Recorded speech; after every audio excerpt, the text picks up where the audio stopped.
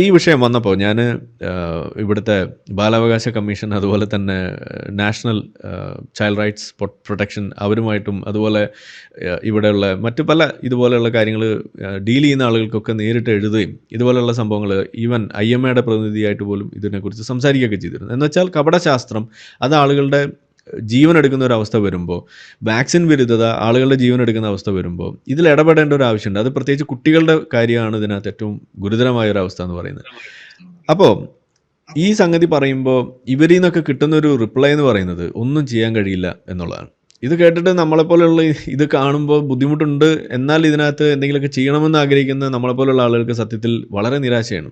നമ്മൾ ഗവൺമെൻറ് സംവിധാനങ്ങൾ എത്രമാത്രം വളരെ അലംഭാവത്തോടു കൂടിയാണ് ഇതിനൊക്കെ എടുക്കുന്നതെന്നുള്ളത്. അതായത് നമ്മുടെ നാട്ടിൽ ജനിച്ചു വീഴുന്നൊരു കുട്ടി ജീവനോടെ ഇരിക്കണം എന്നുള്ളതിൽ ഒരു നിർബന്ധ ബുദ്ധിയും അവർക്കില്ലാത്ത പോലെയാണ് ഇതിൽ നിന്നൊക്കെ നമുക്ക് മനസ്സിലാവാൻ സാധിക്കുക. കൂടുതൽ വാർത്തകളും വിശേഷങ്ങളും നിങ്ങളിലേക്ക് എത്താൻ ABC മലയാളം സബ്സ്ക്രൈബ് ചെയ്യുക, ബെൽ ബട്ടണും അമർത്തുക.